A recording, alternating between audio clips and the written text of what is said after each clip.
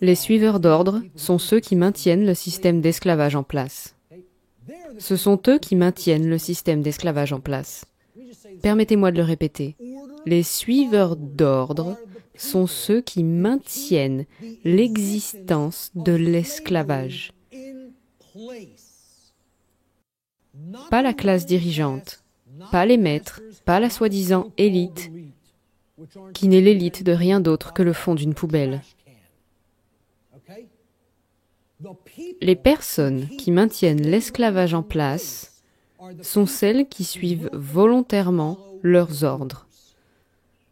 Personne ne veut entendre cela, et les gens vous détesteront pour l'avoir dit. Suivre les ordres signifie, par définition, faire ce que l'on vous dit de faire, sans juger par vous-même si l'action qu'on vous ordonne d'accomplir est réellement bonne ou mauvaise. C'est la définition d'obéir aux ordres. Quelqu'un peut-il réfuter cela? N'est-ce pas la définition même de suivre les ordres de quelqu'un d'autre? Par définition, si l'on suit un ordre, si l'on reçoit l'ordre et si l'on se contente d'agir, de le faire, on suit l'ordre. Vous ne restez pas assis là à vous demander si ce que l'on vous a demandé de faire est juste. Ai-je le droit de le faire? Est-ce moral? Devrais-je le faire parce que c'est OK et que ça ne fait pas de mal à quelqu'un d'autre? Ou est-ce que je ne devrais pas le faire parce que cela cause du tort? Ce n'est pas ce qu'un suiveur d'ordre fait dans son esprit. Une personne qui suit un ordre dit « oui, monsieur » et suit l'ordre. C'est pour cela qu'on parle de suiveur d'ordre. C'est pourquoi on dit qu'il suit un ordre. C'est donc la définition de ce qu'est un suiveur d'ordre. Ce n'est pas ma perception de ce qu'est un suiveur d'ordre. C'est la définition réelle de suivre un ordre. Si un individu, c'est essentiel à comprendre, si un individu accomplit la tâche de suivre les ordres, par définition, cet individu ne peut pas exercer sa conscience, puisque par définition, exercer sa conscience signifie que l'on choisit volontairement, par le biais de son libre arbitre, une action juste plutôt qu'une mauvaise action. Le concept d'obéissance aux ordres est donc complètement opposé au concept d'exercice de la conscience. Vous ne pouvez pas faire ces deux choses simultanément. Il est impossible de faire ces deux choses simultanément. Ce sont par définition des termes contradictoires. La plupart des gens ne le comprennent pas. Par définition, si vous suivez des ordres, vous ne pouvez pas exercer votre conscience, qui implique un choix libre basé sur la connaissance du bien et du mal. Voici ce que l'obéissance aux ordres nous apporte, pour ce qui est des nations. Non pas que nous ne soyons pas déjà là, non pas que ces gens ne nous aient pas déjà enrôlés, parce qu'ils nous ont déjà enrôlés, secrètement. Ils nous ont enrôlés par le biais du système scolaire. Ils ne pouvaient pas nous battre militairement. Alors ils se sont dit, envoyons nos idéologues là-bas et pénétrons dans l'esprit de leurs enfants. Si vous ne croyez pas que c'est ce qui s'est passé, vous êtes très très très naïf. Pas seulement les nazis, mais aussi les communistes. Parce qu'en fait, ce ne sont que des formes de socialisme. C'est ce qu'est le féodalisme. Dans un socialisme global, la propriété privée n'existe pas. L'État possède tout, les droits n'existent pas, les droits de propriété n'existent pas. Tout le monde est un serf féodal. C'est ce qu'on appelle le néo-féodalisme. Je ne me soucie pas de la branche par laquelle vous abordez la question. Vous voulez l'aborder par la gauche, cela s'appelle le communisme. Vous voulez l'aborder par la droite, cela s'appelle le national-socialisme. Le communisme, le socialisme international, il s'agit de la même force. Cela s'appelle le féodalisme. Appelons-le par son nom. Ça s'appelle du féodalisme, qui n'est en soi qu'un autre euphémisme pour désigner l'esclavage. Ils veulent le néo-féodalisme, qui est le nouvel ordre mondial de l'esclavage. Et c'est déjà là. Ce n'est pas quelque chose qui va arriver. C'est là maintenant. Le but est de s'en sortir. C'est le résultat de l'obéissance aux ordres. C'est ce que l'obéissance aux ordres apporte à une société. L'obéissance aux ordres ne devrait jamais être considérée comme une vertu. L'obéissance aux ordres est un mal. Si je suis un ordre, peu importe que la personne qui me le donne soit considérée comme un saint, je viens de commettre un acte diabolique, en ce qui me concerne. Si j'agis uniquement en fonction de ce que quelqu'un d'autre m'a dit de faire, c'est un mal. Il n'y a aucune moralité là-dedans. Aucune. Ce n'est pas une vertu, c'est un mal. Permettez-moi d'être très clair et de l'affirmer sans équivoque. Il n'y a aucune moralité dans le fait de suivre des ordres. Les deux termes sont contradictoires.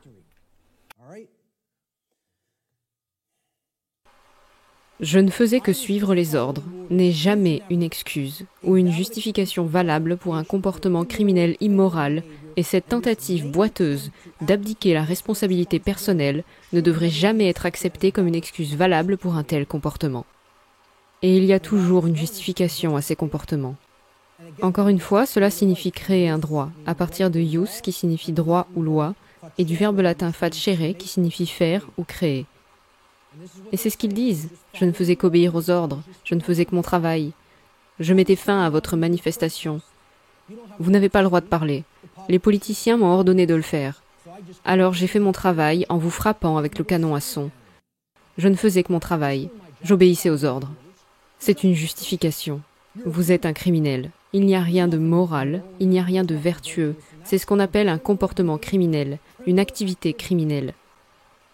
Et ce qu'ils font, c'est essayer d'en faire un droit par une justification. Et personne ne devrait jamais accepter leur justification, parce que vous savez ce qu'elles sont? C'est ce qu'on appelle un mensonge à 100%. C'est un mensonge total.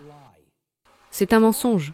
Ils vous regardent droit dans les yeux et disent « Je ne suis pas responsable de cela. C'est moi qui l'ai fait, mais ce n'est pas moi qui suis responsable parce que j'ai agi en suivant un ordre. » Nous avons vu que cette défense n'a pas fonctionné à Nuremberg, et personne en Amérique ne devrait l'accepter.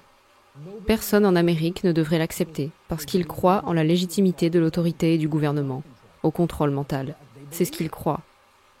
Ils croient que c'est légitime. La plupart des gens croient en fait à la légitimité de ce comportement criminel, parce qu'une catégorie de personnes qui s'appellent elles-mêmes le gouvernement ont été magiquement imprégnées et dotées de tels droits, entre guillemets, qu'elles croient avoir des droits que les autres n'ont pas. Ils le croient eux-mêmes, mais le pire, c'est que les personnes qui sont réellement affectées par ce comportement criminel, elles croient qu'elles ont l'autorité pour le faire. Gandhi a dit « On aide le plus efficacement un système maléfique en obéissant à ses ordres et à ses décrets. Un système maléfique ne mérite jamais une telle allégeance. L'allégeance à ce système signifie participer au mal. Une bonne personne résistera de toute son âme à un système maléfique, ce qui signifie dire non. » La culpabilité morale. Qu'est-ce que cela signifie? C'est déterminer la personne qui est en fin de compte fautive ou qui mérite d'être blâmée. Encore une fois, il s'agit d'un concept légitime et réel. Il y a une faute, il y a quelqu'un à blâmer. Nous devons nous débarrasser de ces absurdités New Age, selon lesquelles personne n'est en faute, personne n'est à blâmer, vous ne devriez jamais dire « Eh, vous n'auriez pas dû faire ça. Cela a causé beaucoup de chaos et de traumatisme à d'autres personnes. Vous n'êtes pas à blâmer. C'est arrivé. C'est tout. » Non, c'est faux. Certaines actions sont mauvaises. Qui a perpétré l'Holocauste en Allemagne? Les personnes qui ont suivi leurs ordres. C'est eux qui l'ont fait, les suiveurs d'ordre. Qui a procédé à la purge des dissidents politiques en Russie soviétique? Les suiveurs d'ordre. Et ils sont toujours sous la forme d'une police. D'après vous, pourquoi appelle-t-on un système totalitaire un État policier? Pourquoi n'appelle-t-on pas cela l'État banquier? Pourquoi ne l'appelle-t-on pas l'État des politiciens? Qu'en est-il de l'État juridique? Pourquoi pas un État juge? Pourquoi ne pas l'appeler l'une de ces choses? Vous voulez savoir pourquoi? Parce qu'aucune de ces personnes n'est ultimement responsable de la manifestation de cet État par son comportement. Ce sont ceux qui donnent les ordres. Ceux qui suivent les ordres, les exécutent et par leur comportement font de cette condition une réalité. C'est pourquoi on parle d'État policier. Parce que tous les États policiers qui ont jamais existé ont toujours été créés par la police, qui suivent leurs ordres, parce qu'ils ne veulent pas prendre leurs responsabilités, penser par eux-mêmes et faire la différence entre le bien et le mal comme des adultes. Au lieu de cela, je veux être un enfant qui obéit à son père, parce que j'ai des problèmes avec mon père. Et c'est de cela qu'il s'agit vraiment. Nous allons y venir. Il existe une notion de blâme quand on commet des actions qui ont entraîné des dommages ou des pertes pour d'autres personnes. C'est ce que signifie le terme coupable. Il vient du latin culpa, qui signifie faute ou blâme, c'est-à-dire en faute ou méritant d'être blâmé. Qui est moralement le plus coupable? Celui qui donne les ordres ou celui qui les suit? Et reconnaissez que j'ai souligné et mis en majuscule le terme « plus ». Je ne vous dis pas que les donneurs d'ordre ne sont pas moralement coupables. Ils le sont. La question n'est pas de savoir si l'une de ces personnes est moralement coupable. Ce n'est pas ma question. Qui est le plus moralement coupable? Celui qui donne l'ordre ou celui qui le suit? Le suiveur d'ordre. Toujours, toujours. À tout moment et en tout lieu. À tout moment et en tout lieu. J'ai mis ce mème sur Facebook et j'ai reçu beaucoup de haine en retour. Les gens ne veulent pas entendre ça. Comme je l'ai dit, je ne suis pas ici pour être populaire et me faire des amis. Je suis ici pour dire aux gens ce qu'est la vérité, et c'est à eux de l'accepter ou de la rejeter. J'ai fait ce mème et je l'ai mis sur Facebook. Il y avait des politiciens à gauche qui disaient « Mes actions », soulignées en majuscules, n'ont pas causé cela. Et puis il y avait des soldats ou des marines, peu importe, des suiveurs d'ordre sur le côté droit, et ils disent la même chose. Mes actions n'ont pas causé cela.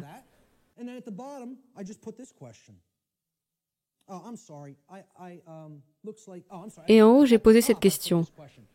Qui ment et qui dit la vérité? Alors, qui ment ici? J'espère qu'on voit bien cette image horrible. C'est le résultat de bombardements qui ont eu lieu au Moyen-Orient, autour de l'Irak, je crois. C'est un père qui porte son enfant mort dans ses bras.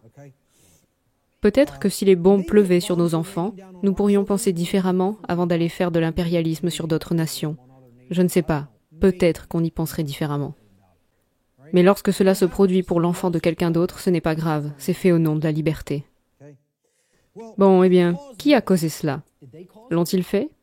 Non, ils n'en sont pas la cause. Ils n'en sont pas la cause. Parce que vous savez ce qu'ils ont fait? Ils ont signé quelques papiers, dans leur costume 3 pièces, et ils ont dit à ces gars, « Vous avez des ordres maintenant, allez bombarder ces gens. » Et ces gars ont dit, « Oui, monsieur. » Et ils sont allés larguer les bombes et tirer les munitions. Ce sont les gens qui exécutent les actions qui créent tout ça, pas ces gens-là. Tout ce qu'ils font, c'est parler à l'oreille de quelqu'un d'autre. Tout ce qu'ils ont fait, c'est parler, pas agir. Regardez attentivement. Mes actions n'ont pas causé cela. Pourtant si. Si ces gens disent que leurs actions n'ont pas causé cela, ils mentent. C'est une chose très très très douloureuse et difficile à comprendre et à accepter pour les gens. Je ne vous dis pas que vous ne devriez pas vous sentir mal en entendant cela, mais je vous dis que c'est vrai. La douloureuse vérité, c'est que celui qui suit les ordres a toujours une plus grande culpabilité morale que celui qui le donne. En effet, le donneur d'ordre est celui qui exécute l'action, et c'est lui qui, en agissant de la sorte, a fait en sorte que le résultat du préjudice se manifeste physiquement. Le respect des ordres est la voie vers toutes les formes de mal et de chaos dans notre monde. Il ne devrait jamais être considéré comme une vertu par quelqu'un qui se considère comme un être humain moral. Les suiveurs d'ordre sont en fin de compte personnellement responsables et moralement coupables de toutes les formes d'esclavage et de tous les régimes totalitaires qui ont jamais existé sur la surface de la Terre. C'est la douloureuse vérité que les gens ne veulent pas accepter, parce qu'ils veulent croire à l'absurdité absolue que le respect des ordres est une vertu de quelque nature que ce soit. Il faut l'effacer de la surface de la terre, parce que ce n'est pas la voie vers la vertu ou l'ordre, c'est la voie du mal et de l'anéantissement. Voilà ce que c'est. La responsabilité contre l'abdication. Pourquoi ces gens ne veulent-ils pas penser par eux-mêmes? C'est trop facile de suivre les ordres de quelqu'un d'autre. Ils croient que cela les dispense, comme par magie, de la responsabilité personnelle de choisir entre le bien et le mal. La responsabilité personnelle d'un individu de choisir la bonne action plutôt que la mauvaise action pour lui-même appartient toujours à cet individu et cette responsabilité ne peut jamais être donnée à une autre personne ou transmise. On ne peut que prétendre et imaginer que l'on peut abdiquer sa responsabilité personnelle pour un tel choix à quelqu'un d'autre. En réalité, on ne peut jamais le faire. Vous ne faites que prétendre que vous n'êtes pas responsable de ce comportement parce que cette personne vous a dit de le faire. Ce n'est qu'une affirmation. Et en plus, ce que c'est vraiment, c'est un putain de mensonge. Plus simplement, un individu est toujours personnellement responsable de ses propres actions. Point final. Vous l'avez fait, vous êtes responsable. Il n'y a pas d'échappatoire. Arrêtez d'essayer de trouver des excuses ou des justifications pour un comportement criminel. Assumez votre responsabilité personnelle. Si vous avez commis une mauvaise action, vous l'avez fait, vous l'avez causée. J'aime la façon dont David Icke formule cela. Il dit « Acceptez la responsabilité de vous-même et de vos actions, pensées et paroles. Vous êtes le seul à faire ces choix. C'est donc vous seul qui êtes responsable des conséquences de votre comportement. La faible excuse que votre patron l'a exigée, que l'establishment l'a demandée, n'est ni vraie ni justifiée. Quel est l'intérêt d'avoir des principes si vous permettez aux autres de dicter votre conduite? Ceux qui se laissent dicter leur conduite n'ont pas réellement de principes. Et il y a une raison pour laquelle ils n'ont pas de principes, c'est parce qu'ils se haïssent eux-mêmes. Ils se détestent psychologiquement, et il y a une raison pour laquelle ils sont dans cet état, que mon travail futur va couvrir en profondeur, en grande profondeur et en détail. En fin de compte, vous jugerez votre performance et la contribution que vous avez apportée à la création. Cela ne sera pas basé sur ce que les autres attendaient de vous, ou sur ce que vous avez fait parce que vous vous sentiez pris au piège. Oh, il n'y a pas d'autre moyen pour moi d'envisager de m'en sortir. Je ne peux pas envisager de faire autre chose. Je devrais peut-être trouver un autre emploi. Je devrais peut-être lire et apprendre. Je ne peux pas envisager de devenir une personne différente de l'identité que je me suis déjà forgée. Comment pourrais-je l'imaginer? J'ai tous mes œufs dans ce panier. Toute l'identité de mon ego est enveloppée dans mon travail et dans ce que je fais. Ça définit qui je suis et je ne peux pas aller à l'encontre de cela. Tout cela est absurde. C'est ce que les gens font juste parce qu'ils se sentent piégés et qu'ils ne peuvent pas imaginer qu'il y a une autre façon de faire.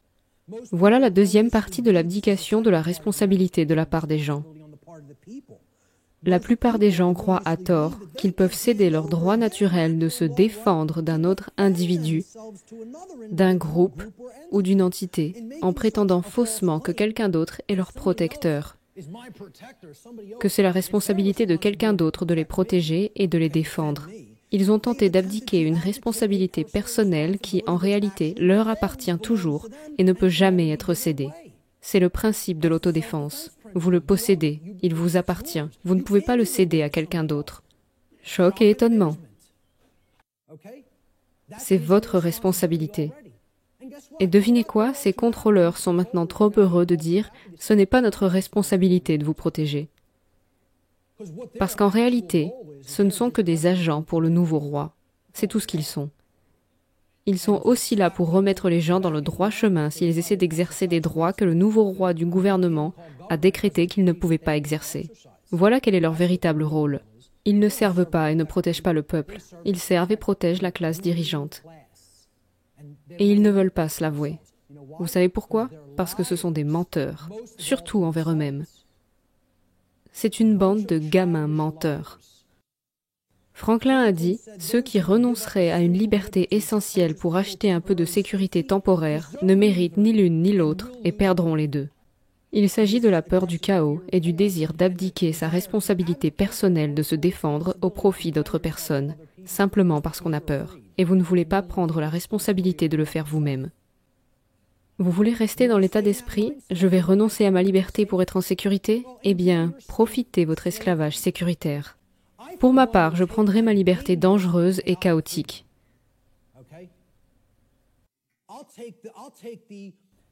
Je choisirai le cannibale qui se cache à chaque coin de rue et je tenterai ma chance. Merci beaucoup. Donnez-moi ma liberté et mon fusil d'assaut et je tenterai ma chance. Merci. Donc, l'idée selon laquelle vous voulez juste être en sécurité et aller renoncer à votre liberté pour cela est enfantine. C'est comme ça qu'un enfant pense.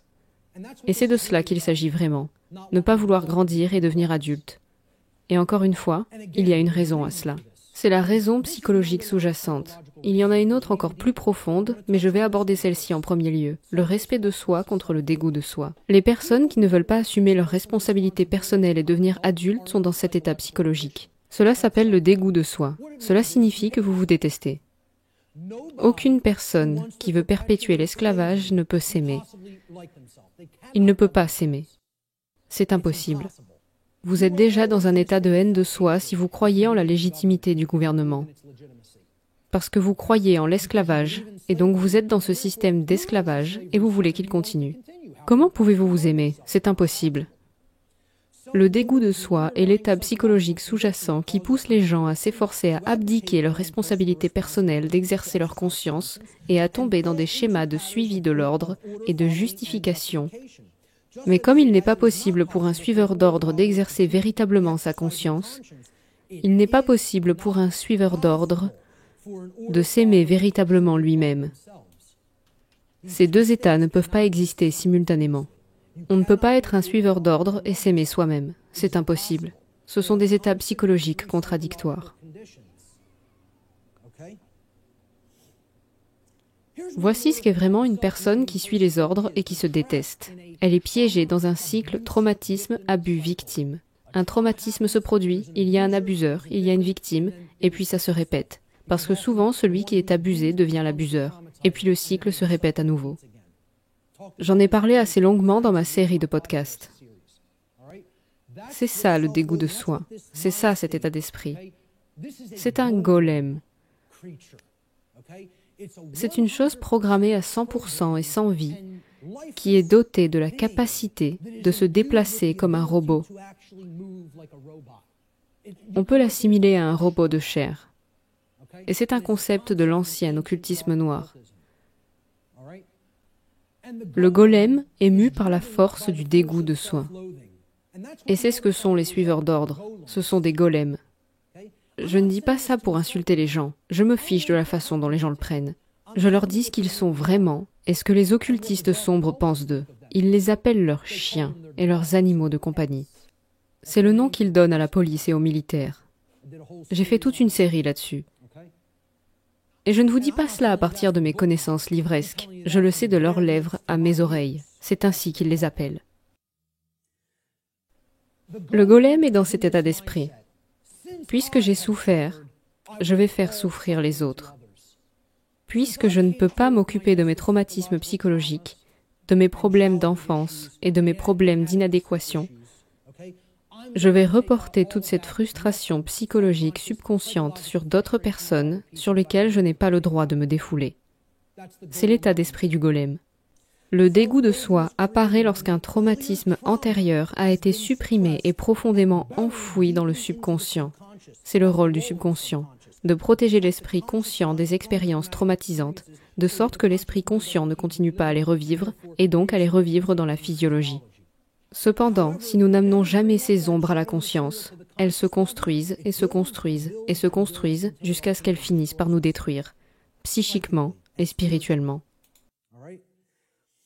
Au lieu d'affronter, de traiter et de guérir ce traumatisme, les gens ne veulent pas faire ce travail. C'est trop dur de déterrer ces ombres. C'est un travail difficile. Croyez-moi, pour sortir de l'état d'esprit dans lequel j'étais, j'ai dû faire ce travail de l'ombre pendant des années de souffrance et de douleurs supplémentaires, en me demandant ce que je dois regarder dans le miroir et confronter à propos de moi-même, puis travailler pour changer et admettre des milliers de fois que j'ai eu tort. J'ai eu tort. J'ai eu tort. Je ne sais pas combien de milliers de fois j'ai dû me regarder dans un miroir et me dire cela.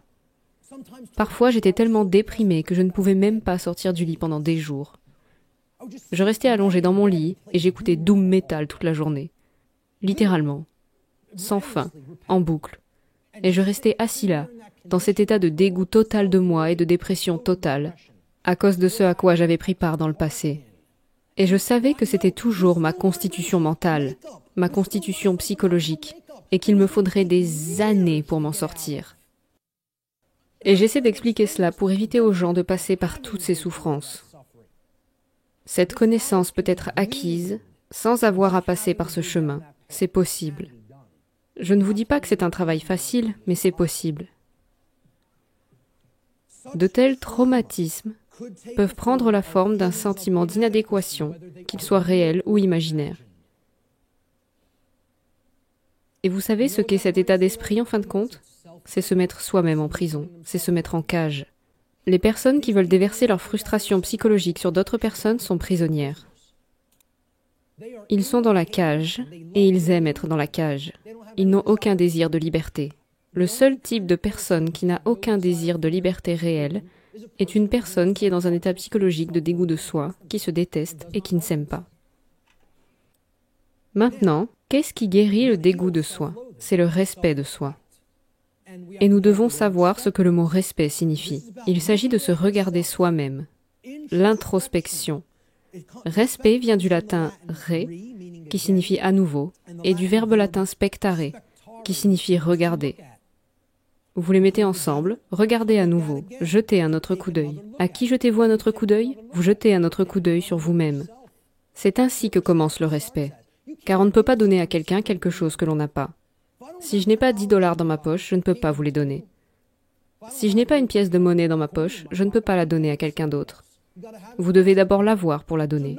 Donc personne ne peut donner du respect à quelqu'un d'autre, à moins de développer intérieurement le respect de soi en premier. Et c'est pourquoi ces personnes ne respectent personne, les suiveurs d'ordre, et surtout pas elles-mêmes. Tant qu'ils n'auront pas fait ce travail d'introspection, ils ne pourront pas développer ce respect de soi. Encore une fois, je ne vous dis pas que c'est un travail facile, c'est un travail difficile qui peut prendre beaucoup de temps. Et il s'agit de déterrer les zones d'ombre que la plupart des gens veulent fuir. Ils ne veulent pas se confronter à ce qu'ils sont. Seul le respect de soi peut guérir le dégoût de soi et donc aider à mettre un suiveur d'ordre sur le chemin de la conscience. Nous devons nous regarder en face. Le mot perdu. C'est la fin du segment sur la loi naturelle et je vais juste parler un peu des solutions vers la fin.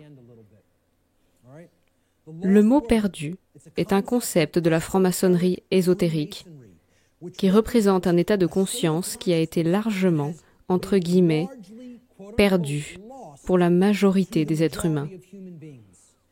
Afin de prononcer le, entre guillemets, mot perdu, un être humain doit travailler sur lui-même afin d'atteindre un état d'équilibre ou d'harmonie entre les hémisphères gauche et droit du cerveau. Dans un tel état de conscience équilibré, l'être a appris à se connaître lui-même, ainsi que le fonctionnement du macrocosme, c'est-à-dire de la loi naturelle. Ce faisant, cette personne a également compris la différence objective entre le bien et le mal, ou, comme ces concepts sont désignés dans la tradition de la franc-maçonnerie, elle en est venue à comprendre la différence entre la lumière, qui est le bien, et les ténèbres, qui sont le mal, ou la lumière, qui est la connaissance du bien et du mal, et les ténèbres, qui sont l'ignorance du bien et du mal, respectivement. Mais quel est le mot perdu? Voici le mot perdu, mesdames et messieurs. Vous avez la connaissance du plus haut niveau de la franc-maçonnerie maintenant. La plupart des francs-maçons actuels du système des loges ne connaissent pas le mot perdu. Le mot perdu est non, et je vous dirais que c'est un mot double. Le mot perdu est double, c'est-à-dire qu'il signifie deux choses, pas qu'une. C'est le mot non, ou no en anglais, et le mot know, Q-N-O-W, qui veut dire savoir ou connaître en anglais. Ce sont les mots perdus. Dans l'état de conscience éclairé, généré par la connaissance de la loi naturelle, un être humain est finalement capable de prononcer le soi-disant mot perdu, qui est non. Non est le mot qui a tout pouvoir. Ce n'est que lorsque nous disons non à ceux qui prétendent être nos propriétaires, à ceux qui prétendent que c'est eux qui décident quels droits nous avons ou nous n'avons pas, que nous cessons de lier notre pouvoir à quelqu'un d'extérieur à nous-mêmes, que nous récupérons ainsi tous nos droits, toutes nos propriétés qui ont été prises sans droit. Malheureusement, très peu de personnes dans notre monde ont les connaissances, l'attention et le courage nécessaires pour faire cela. C'est pourquoi ce mot si puissant est considéré comme perdu. Et il y a une autre variante du mot perdu, Know your rights, ou connaissez vos droits. La raison pour laquelle vous devez connaître la différence entre le bien et le mal, et donc savoir quels droits vous avez et quels droits vous n'avez pas, c'est parce que ceux qui ne connaissent pas ces choses ne diront jamais le mot perdu à quelqu'un qui prétend être leur propriétaire. Ils ne diront pas non. Voyons donc quelques solutions. J'appelle cette section « Enseigner la loi naturelle aux autres » parce que, comme nous le disons, l'éducation est la seule solution. La connaissance est la seule solution. La propagation de cette connaissance est l'éducation, qui signifie « conduire hors d'eux ». Educare en latin signifie conduire quelqu'un hors de quelque chose. Et c'est ce qu'est l'éducation, c'est sortir quelqu'un de l'obscurité, de l'ignorance. C'est ce que fait un vrai professeur. Il ne pousse pas quelqu'un vers la sortie. Il dit « Je vais y aller en premier, et vous montrer le chemin, et vous pouvez suivre, si vous sentez que c'est le bon chemin. » Vous pouvez faire le même processus de découverte.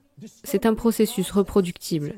C'est ce qu'est la science. Je l'ai dit, la loi naturelle n'est pas un système de croyance ou une religion, c'est une science. Enseigner la loi naturelle aux autres, et c'est ce que je fais, a été appelé dans toutes les traditions occultes positives le grand œuvre. Je l'appelle le véritable grand œuvre, parce que les occultistes sombres prennent tout et le déforment, et ils ont leur propre variante du « grand œuvre », qui est de créer un monde d'esclavage total. C'est le grand œuvre obscur. J'appelle cela le véritable grand œuvre ou le grand œuvre lumineux, quelle que soit la façon dont vous voulez l'appeler, ce n'est qu'une expression. C'est juste une étiquette que nous mettons dessus. Un changement va-t-il se produire? Peut-être, mais peut-être pas. Les résultats ne sont pas garantis. Les gens du New Age veulent vous dire que tout ira bien, que tout est sous contrôle, que les extraterrestres Zeta vont arriver de l'orbite d'un moment à l'autre, nous donner tous les secrets de l'univers, nous sauver de notre propre ignorance, qu'il faut juste attendre quelques années, quelques décennies ou quelques millénaires, mais ils seront bientôt là. Un changement quantique de la conscience humaine est nécessaire pour que l'humanité se libère de l'état d'esclavage qu'elle s'est imposé. Malheureusement, ce grand changement n'est pas un processus automatique, et il n'est pas non plus garanti qu'il se produise. Nous pouvons rester là dans cet état pendant très longtemps. Ou bien il peut faire boule de neige et conduire à l'anéantissement total et à l'extinction de l'espèce humaine. L'issue positive n'est pas garantie. Les personnes qui le croient sont incroyablement naïves, câblées sur leur cerveau droit et trop positives. Je ne vous dis pas que l'issue négative est garantie non plus. Je vous dis que vous pouvez aller dans les deux sens en fonction de l'évolution de la conscience, du nombre de personnes qui choisiront la vérité plutôt que la tromperie. C'est ce qui va déterminer l'issue. Le fait qu'il se produise ou non dépend de la volonté humaine d'apprendre la vérité et de l'enseigner aux autres. Cela implique d'énormes efforts, un énorme dévouement et surtout une énorme persévérance. Vous ne pouvez pas abandonner. L'application continue de la volonté est requise. C'est un travail continu. En alchimie, il y a un dicton qui est comme l'accroche de la tradition alchimique. Labore et constantia. Cela signifie travail et constance. Effort continu. C'est ce qui va permettre à ce bloc de pierre de gravir la montagne. C'est tout. Et cela va se faire au prix des larmes, les amis, à cause du niveau de calcification dans lequel l'esprit humain est. Je ne m'attends pas à ce que ce soit un processus facile. Je ne vais pas vous jeter de la poudre aux yeux et dire « Eh, venez accomplir le grand œuvre, ça va être tellement amusant. Ça va être tellement facile, ça va être super rapide, et tout va bien se passer. Si j'étais un gourou du New Age qui essayait de vous faire croire à ce qu'il dit, c'est ce que je vous dirais. Parce que tout ce qui me préoccupe, c'est ma popularité et le nombre d'adeptes que je peux avoir. Cela ne m'intéresse pas. Ce qui m'intéresse, c'est de vous dire ce qu'il en est vraiment. Cela ne me rend pas populaire en fait. Je suis détesté par beaucoup de gens. Ça ne va pas être facile. Il y a des exigences au changement quantique. Le mot quantique est dérivé du nom latin quantum. C'est le même mot en latin qu'en anglais. Quantum, en latin, signifie une quantité de quelque chose. Pour rééquilibrer la balance de la vérité et de la justice, il faut qu'un certain nombre de personnes fassent le grand œuvre pour aider les autres à recevoir la vérité.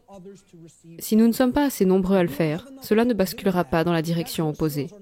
Nous devons atteindre un nombre critique de personnes. Un certain nombre est requis. Le mouvement New Age veut vous dire qu'il n'est pas nécessaire d'être nombreux, qu'une minuscule portion peut faire en sorte qu'un grand changement se produise. Foutaise. Cela ne s'appelle pas un changement quantique sans raison. Cela s'appelle un changement quantique parce que quantique signifie une quantité. Il faut mettre assez de poids sur cette balance pour faire basculer la vérité dans l'autre sens. Si vous n'avez pas cette quantité, elle ne basculera pas. Ainsi, les choix comportementaux individuels, qu'ils soient fondés sur l'harmonie avec la loi naturelle ou sur l'opposition à la loi naturelle, se combinent dans leur énergie et leur effet, et dans l'ensemble, c'est-à-dire dans la somme totale, ils influencent la qualité de l'expérience humaine partagée manifestée. C'est ainsi que la réalité est créée. Nous ne sommes pas en contradiction totale avec la notion du New Age, selon laquelle chaque individu crée sa propre réalité.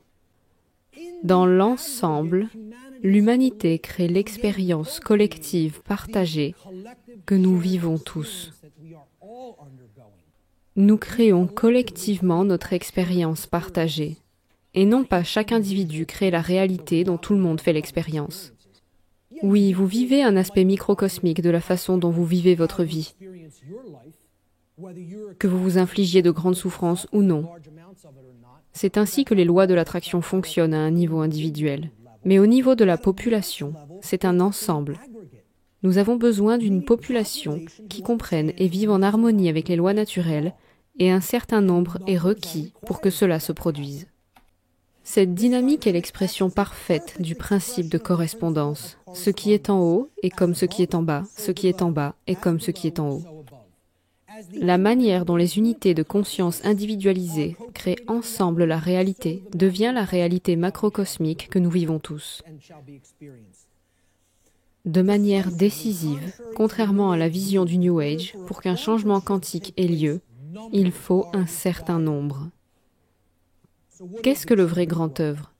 Le vrai grand œuvre ne peut être accompli que lorsqu'on a déjà réalisé la vérité sur la loi naturelle et que l'on accorde ses propres actions sur la loi naturelle. C'est à ce moment-là que tout commence. Parce qu'une fois que vous avez fait cela et que vous n'êtes plus dans cette contradiction ou opposition interne, c'est à ce moment-là que vous pouvez légitimement commencer à l'enseigner à d'autres personnes parce que vous la connaissez assez profondément et que vous alignez réellement votre comportement sur elle. Le vrai grand œuvre, c'est ce qui vient après cela. Et voici ce que c'est. C'est en fait ce que le vrai grand œuvre est maintenant.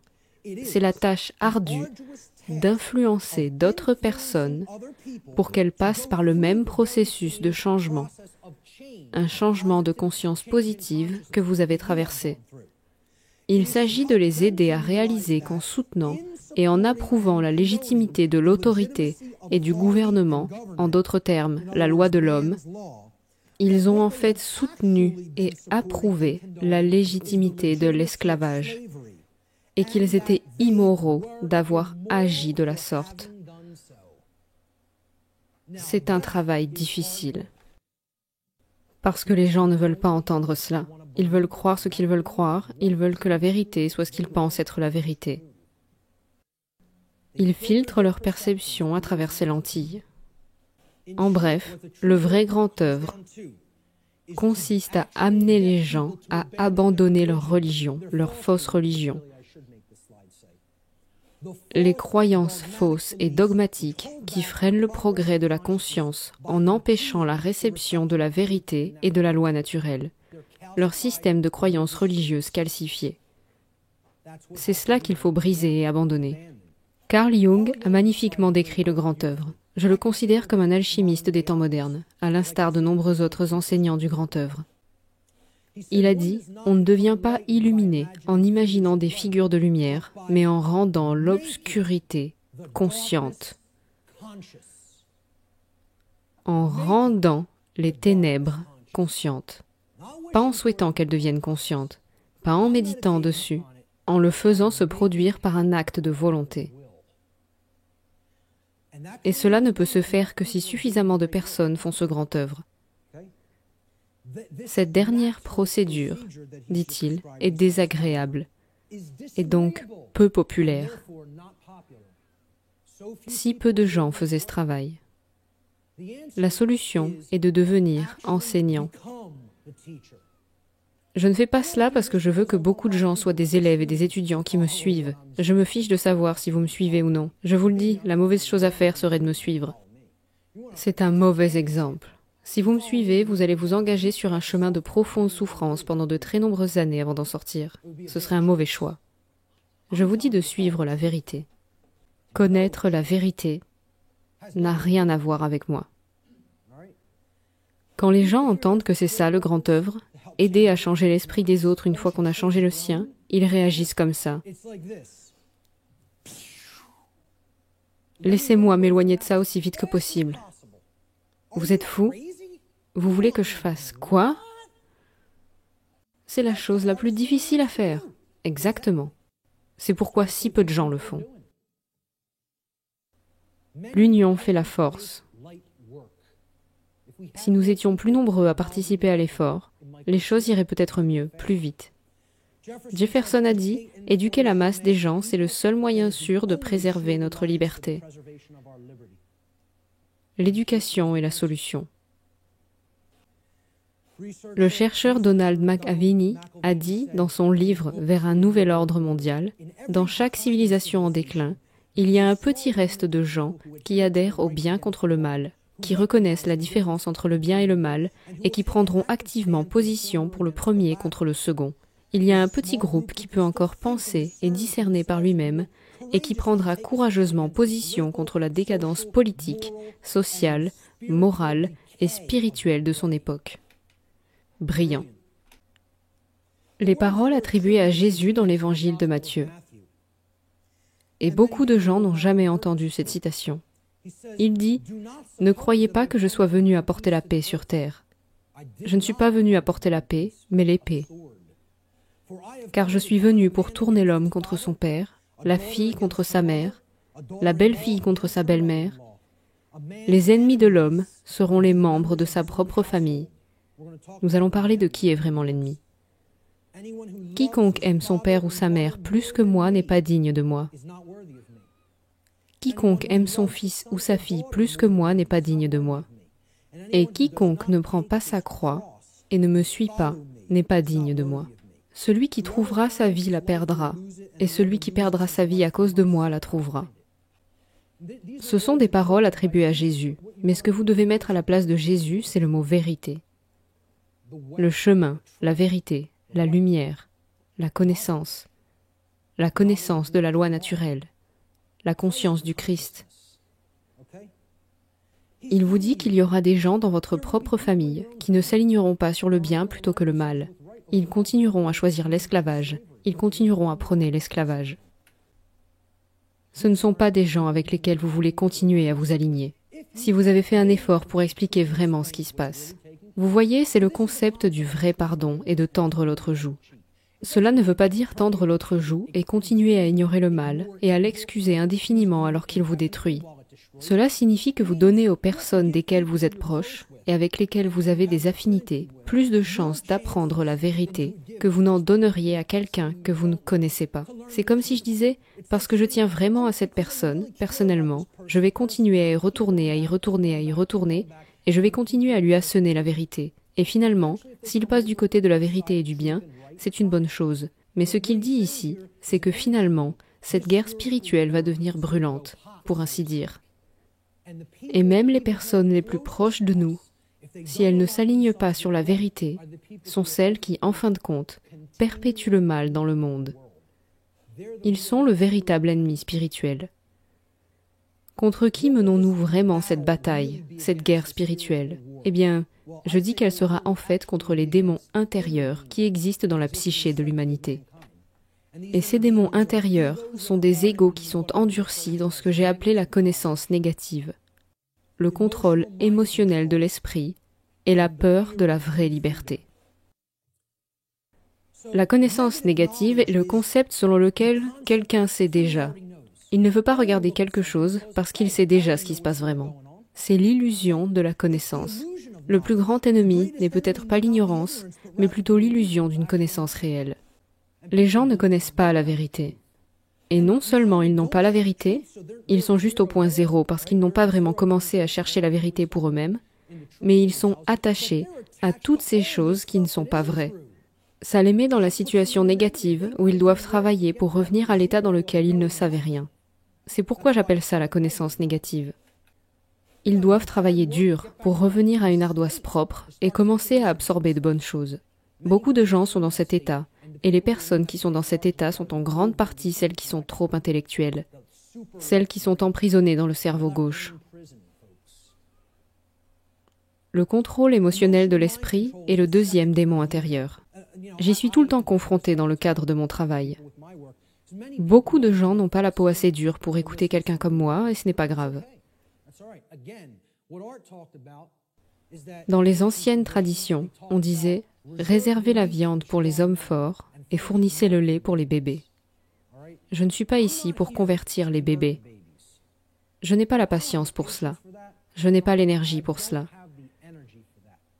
Ce que j'essaie de faire, c'est de préparer les autres enseignants qui pourraient avoir l'énergie et la patience pour cela. Parce que ce n'est pas moi, et je suis parfaitement honnête avec vous, ce n'est pas moi. Je ne suis pas là pour ça. J'espère amener d'autres personnes qui ont déjà parcouru une bonne partie du chemin à le faire, pour qu'ils puissent commencer à le faire à plus grande échelle. Ce sont eux qui vont travailler avec des gens comme ça, pas moi. Je suis juste honnête avec vous à ce sujet. Le contrôle émotionnel de l'esprit se présente sous deux formes. C'est la variante New Age ici. C'est désagréable, je ne veux pas l'entendre, je ne veux pas le voir et je ne veux certainement pas en parler aux autres. N'entendez pas le mal, ne voyez pas le mal, ne parlez pas du mal. Je l'ignore et il disparaîtra de lui-même. Que se passe-t-il quand vous faites cela avec n'importe quel type de maladie ou problème? Ça s'améliore? Ça empire. La deuxième forme de contrôle émotionnel de l'esprit est que les gens ont du mal à entendre la vérité, parce qu'ils n'aiment pas ou ne préfèrent pas la façon dont elle est délivrée. Je ne vais pas arrêter de dire la vérité de la façon dont je le dis. C'est mon style. J'aime mon style, personnellement. Je ne pense pas avoir de problème avec ma façon de présenter. J'ai réécouté mes présentations, je ne me jette pas des fleurs, mais je me dis que je me suis bien débrouillée. Je suis fière de ce que j'ai fait, personnellement. Je fais une évaluation honnête de ma façon de présenter. Et encore une fois, j'ai réalisé que mon style de présentation est surtout pour les personnes à la peau dure. Ce n'est pas pour les personnes aux sensibilités super délicates. Qu'il en soit ainsi. Ce n'est pas vraiment ce que j'essaie d'atteindre. J'essaie de faire de l'intégration verticale, pas de l'intégration horizontale. De construire cette communauté de gens qui comprennent vraiment et qui peuvent commencer à le propager aux masses. Ce concept concerne, vous savez, l'attrayante présentatrice du journal télévisé du soir. Elle peut vous murmurer des mots doux à l'oreille toute la nuit avec une fréquence bleue derrière elle. Vous savez, et dire 2 plus 2 égale 5. 2 plus 2 égale 5. Et beaucoup de gens croiront à cette absurdité. Alors que la personne qui vous dit la vérité, dont vous n'aimez peut-être pas le son de la voix, dont vous n'aimerez peut-être pas la dureté avec laquelle elle vous dit la vérité, elle hurle peut-être dans un porte-voix en disant « Hé, vous êtes en danger. Vous êtes activement en danger. Il y a un impératif ici. »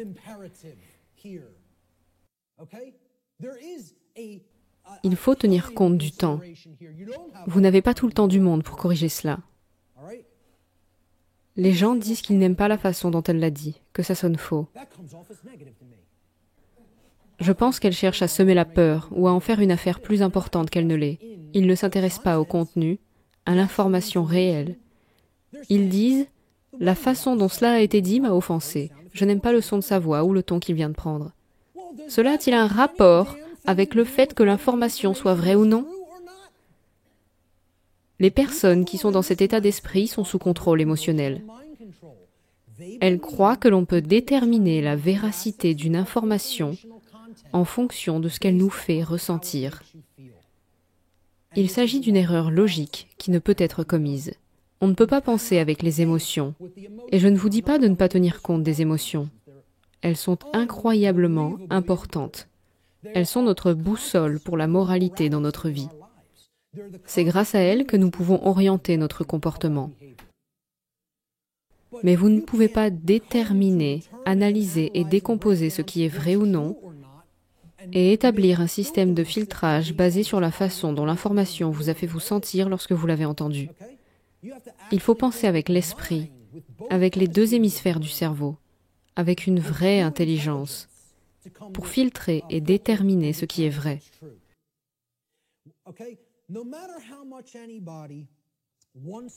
Peu importe à quel point la voix est émotionnelle, douce et agréable, cette personne vous ment toujours. Et peu importe que la personne qui a une voix abrasive, dure, méchante ou grinçante continue à vous dire que 2 plus 2 font 4 et que vous n'aimez pas personnellement son ton, devinez quoi? C'est toujours égal à 4. Partout et tout le temps. C'est la vérité. Aucun emballage ne rendra jamais vraie cette déclaration à gauche. Jamais. Mais oui, c'est ce que les gens préfèrent entendre, si on leur dit sur un ton agréable. La vérité est belliqueuse, comme je l'ai dit au début de la présentation. Elle est par nature en guerre contre les forces du mensonge et de la tromperie. Nous croyons littéralement que nous avons le droit d'ignorer un message de vérité si le messager nous déplaît d'une manière ou d'une autre. Je dirais qu'il s'agit là d'un symptôme de folie totale. C'est une citation anonyme que j'ai trouvée sur un forum. Et c'est très sage. C'est un joyau de sagesse.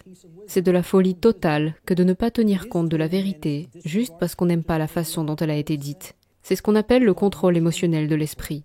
C'est un aspect important de mon travail que j'ai essayé d'expliquer aux gens. D'où vient la peur de la vraie liberté? Cela va me conduire à mon travail futur, qui est une toute autre série de présentations. Je vais approfondir ce sujet à l'avenir. C'est assez difficile à voir, mais il y a un arbre. Il est en rouge bordeaux parce que je vais mettre du texte par-dessus. J'aurais dû commencer dans un rouge plus vif et ensuite l'estomper dans l'arrière-plan. Excusez-moi pour cette diapositive. Vous pouvez regarder ici, au sommet de l'arbre. Il y a les feuilles. Les feuilles sont le refus de chacun d'assumer sa propre responsabilité. On pourrait dire que c'est en bas, à la racine. Non, c'est le symptôme qui se manifeste au sommet de l'arbre. C'est en fait les feuilles de l'arbre, les feuilles des rameaux. Puis nous descendons vers les grosses branches et le tronc de l'arbre. Nous nous rapprochons du cœur des véritables problèmes psychologiques qui sont à l'œuvre et qui sont à l'origine du problème. C'est ce dont nous avons déjà parlé, du dégoût de soi, dû au manque de respect de soi. Mais qu'est-ce que je suis en train de décrire? Qu'avons-nous décrit en réalité? Quel genre de personne veut vivre dans le refus perpétuel de toute responsabilité personnelle parce qu'elles ont des problèmes traumatiques, imbriqués, qui les ont amenées à se détester et à manquer de respect à elles-mêmes? Qu'est-ce que je suis en train de décrire? Oui, c'est une mentalité d'esclave, mais il y a autre chose que je décris. Quel est ce genre de personne? Un enfant. Je vous remercie. Nous parlons de personnes qui sont psychologiquement, émotionnellement et spirituellement immatures. Elles n'ont pas grandi. Elles n'ont pas accepté la responsabilité personnelle qui est la marque véritable de l'âge adulte ou de la maturité. Et ceci est dû au traumatisme qu'elles ont subi, qui a conduit au dégoût de soi et au manque de respect de soi. C'est pourquoi elles ne veulent pas de la responsabilité personnelle, elles veulent rester un éternel enfant. Maintenant, découvrons ce qui est à la racine de cet arbre du mal. Parce que tant que nous n'allons pas dans cet espace, dans ce facteur de causalité de ces autres conditions psychologiques qui se manifestent, nous ne touchons pas à la racine du problème. Si un enfant ne s'aime pas, se déteste, il pense qu'il n'est pas assez bon, qu'il n'est pas digne, il a tous ces sentiments imaginaires d'inadéquation et de dégoût de soi. Ça exprime leur refus de grandir et d'assumer leurs responsabilités personnelles à l'âge adulte. Quel type de traumatisme spécifique cet enfant a-t-il plus que probablement subi sur le plan psychologique? Il a subi un type spécifique de traumatisme dans son enfance, et je dirais que la plupart des gens sur cette terre ont subi ce type de traumatisme. Ce type de traumatisme s'appelle l'abandon. L'espèce humaine souffre de problèmes d'abandon parental très profonds qui sont au cœur même de la condition psychologique que nous appelons la condition humaine. Nous n'atteindrons pas les racines de l'arbre du mal tant que nous n'aurons pas traité ce traumatisme psychologique imbriqué qui a été créé par les problèmes d'abandon. Nous n'allons pas au cœur du problème qui doit être compris. Mon travail futur, je vais le présenter le 12 décembre à Philadelphie, pour tous ceux qui sont dans la région de Philadelphie. Ce sera ce que j'appellerai une synthèse explicative de la raison pour laquelle il s'agit de la condition psychologique fondamentale de l'humanité. Je l'appelle l'abandon cosmique. Et ce sera l'un des aspects les plus importants de la prochaine partie de mon travail. Je pense que c'est ce qui distinguera vraiment mon travail des autres dans la communauté de la vérité et de la liberté et dans la communauté de la recherche alternative. Tant que nous ne nous attaquerons pas à ces problèmes d'abandon psychologique, nous n'irons pas au cœur de ce qui cause ces autres problèmes dans la psyché humaine, comme le dégoût de soi, l'absence de développement du respect de soi et le refus d'assumer la responsabilité de ses propres actions. Je vais faire le lien avec les origines de l'homme et je vais démontrer qu'il en a toujours été ainsi. Il en a toujours été ainsi. Nous sommes des enfants sur cette planète depuis que nous sommes sur cette planète. Et nous n'avons jamais vraiment grandi sur le plan psychique, psychologique, émotionnel et spirituel. Parce qu'en tant qu'espèce, nous avons subi ce que j'appelle l'abandon cosmique. C'est ce que j'évoquerai dans les prochains aspects de mon travail. Voilà ce qui sera exigé de la part de ceux qui accompliront ce grand œuvre. Et vous savez, c'est comme Sisyphe, faire rouler ce rocher jusqu'en haut de la colline. Nous devons juste l'amener au sommet et lui donner une dernière poussée pour ne pas avoir à recommencer. Qui sait combien de fois nous avons déjà essayé de le faire? Et cela s'est soldé par un échec. Nous avons besoin de connaître le véritable ennemi, d'accord? Nous allons voir ce que c'est. Nous devons nous consacrer au service de la vérité, pas même au service de l'humanité. Je ne dis pas que ce n'est pas une grande vertu à avoir et à mettre en œuvre. Je vous dis que nous devons aller plus loin. Il ne s'agit pas de me servir, de vous servir ou de servir n'importe qui d'autre. Il s'agit de servir la vérité et les principes, d'abord et avant tout. Et nous avons besoin de courage et de persévérance. Puis nous avons besoin de compétences pratiques dans le monde réel. La connaissance de l'ennemi réel doit en fin de compte passer en premier. Et eux, cette classe de prêtres qui se réunit à des rituels à Bohemian Grove, je ne vous dis pas qu'ils ne sont pas mauvais. Je ne vous dis pas que ce ne sont pas des psychopathes. Je ne vous dis pas que nous avons besoin de gens comme ça dans le monde. Je vous dis que dans cette guerre spirituelle, il s'agit d'une fraction minuscule, insignifiante, en ce qui concerne les chiffres de la totalité de la population humaine, qui ne pourrait pas contrôler les esprits et les comportements, et donc les comportements de la masse des gens, sans notre consentement et sans notre ignorance. Alors, je n'en suis pas au point de dire que j'aime ces gens, mais est-ce que je les respecte en tant qu'adversaires? Oh oui, vous feriez mieux de croire que oui. Je ne sous-estime pas les psychopathes, pas le moins du monde. Vous voulez savoir pourquoi? J'ai travaillé avec eux, je sais ce qu'est leur volonté, je sais ce qu'est leur intelligence, et je vous dis de ne sous-estimer aucun des deux. Je vous dis de ne pas sous-estimer leur attention. Ils n'ont pas d'attention en termes de compassion et la gamme normale des émotions humaines comme nous. Mais ne croyez pas que cela signifie qu'ils ne prêtent pas attention. Ils se soucient profondément de ce qu'ils mettent en œuvre, de leur programme, et ils ont la volonté de le mener à bien, et ils ne ralentissent pas. Ils sont unis, ils sont sur un front uni, ils sont sur la même longueur d'onde. Croyez-moi, je le sais. Je ne vous dis pas cela parce que je l'ai lu dans des livres.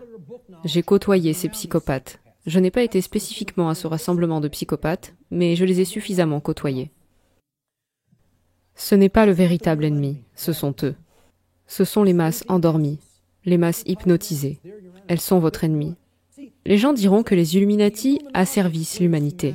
Non, c'est faux. L'humanité met les vrais Illuminati en esclavage. Pensez-y un peu. Ces psychopathes de la dernière diapositive nous ont-ils vraiment asservis? Et tout d'abord, ce que les gens appellent Illuminati n'ont rien à voir avec cela. Illuminati signifie que vous êtes éclairés, les illuminés. Vous voulez savoir qui sont les illuminés? Ils sont dans cette salle. Nous sommes les Illuminati. Les gens qui savent de quoi je parle ici sont les Illuminati. Ce sont les illuminés. Ce sont ceux qui ont la lumière. Ce sont ceux qui ont la vraie connaissance.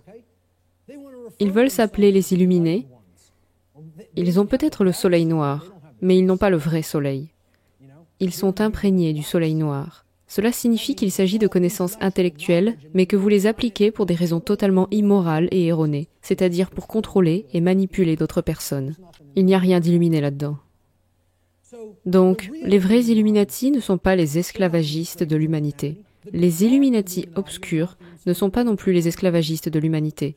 L'humanité s'asservit elle-même, et ils asservissent les vrais Illuminati, les enseignants qui vivent réellement dans des conditions d'esclavage, parce qu'ils sont ici avec les gens ignorants. Ce sont eux qui sont asservis par l'humanité.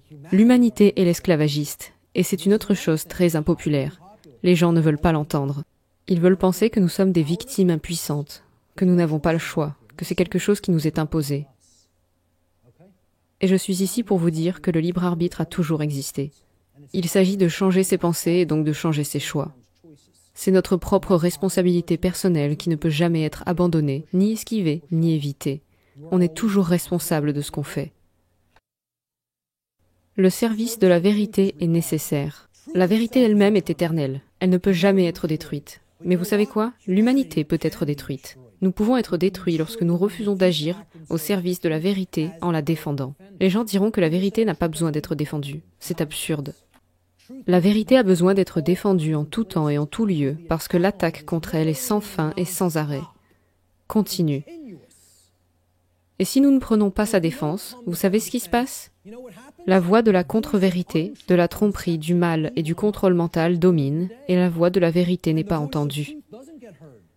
Parce que la vérité elle-même n'a pas de voix physique dans le domaine physique. Nous devons être ses médiums, et nous devons être sa voix. Il nous est possible de créer un résultat positif dans ce scénario.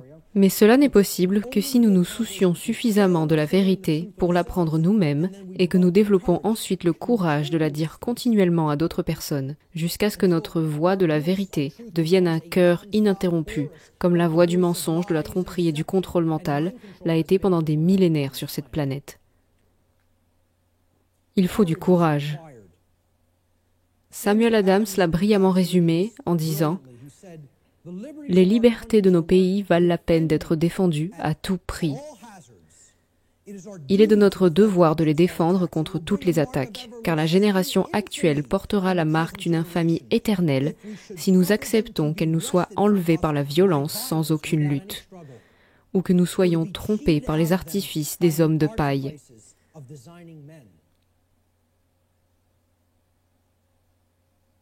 Si vous aimez la richesse plus que la liberté, si vous aimez la tranquillité de la servitude plus que la lutte pour la liberté, alors retournez chez vous en paix. Nous ne cherchons pas vos conseils ni vos armes. Accroupissez-vous et léchez la main qui vous nourrit, que vos chaînes soient légères et que la postérité oublie que vous êtes nos compatriotes. Cette citation est d'après moi la plus puissante qui soit.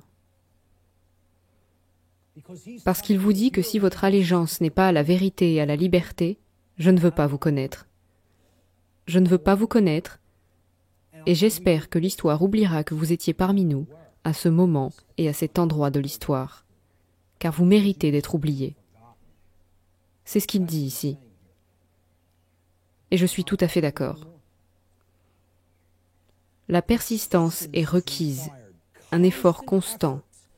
Nous sommes les véritables véhicules par lesquels la vérité opère dans le monde. Par conséquent, il est de notre responsabilité commune en ce moment d'aider à éveiller les autres, en disant continuellement la vérité, même si nous nous sentons accablés par cette tâche, même si nous avons l'impression que personne ne nous écoute, et même si cela met mal à l'aise toutes les personnes impliquées dans ce processus.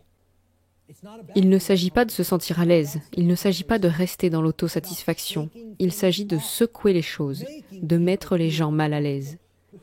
Qui a dit à qui que ce soit que la vérité vous ferait vous sentir à l'aise à l'intérieur? Peu importe qui l'a dit, pourquoi les gens veulent-ils le croire? La vérité est horrible, et pourtant il faut l'embrasser comme l'être aimé, en se consacrant à elle, même dans toute son horreur. Thomas Paine, qui, à mon avis, était la personne la plus éclairée du continent à l'époque de la Révolution américaine, c'est mon héros.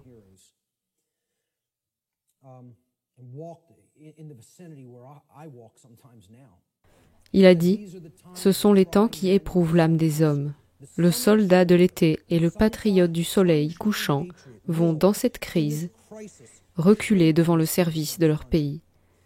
Mais celui qui tient bon aujourd'hui mérite l'amour des hommes et des femmes. La tyrannie, comme l'enfer, n'est pas facile à vaincre, mais nous avons cette consolation qui fait que plus le conflit est difficile, plus le triomphe est glorieux. » Je pense qu'il était l'un des vrais anarchistes qui vivaient parmi nous à l'époque coloniale. Des paroles attribuées à Bouddha Siddhartha Gautama. Il a dit « Il n'y a que 2 erreurs que l'on peut faire sur le chemin de la vérité. Ne pas commencer et ne pas aller jusqu'au bout. » Jusqu'au bout. D'ailleurs, je termine souvent mes podcasts par cette citation, parce que je l'aime tellement. Il s'agit de persévérance. Il ne s'agit pas de dire hey, « Je suis allé jusqu'ici maintenant, je suis à l'aise, j'ai fait les 3/4 de la montagne, c'est assez loin. Je vais installer mon campement, je vais planter ma tente et je vais rester ici, pas plus loin. Je ne veux pas voir le sommet. » Jusqu'à ce que nous ne devenions pleinement éclairés et que nous allions jusqu'au sommet, ne vous attendez pas à ce que les choses changent. Ne vous attendez pas à ce qu'elles s'améliorent. La vérité doit être acceptée dans toute sa plénitude. Nous avons besoin de compétences pratiques dans le monde réel.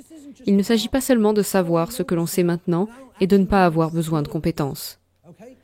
Pour communiquer la vérité, il faut des compétences. La connaissance est nécessaire.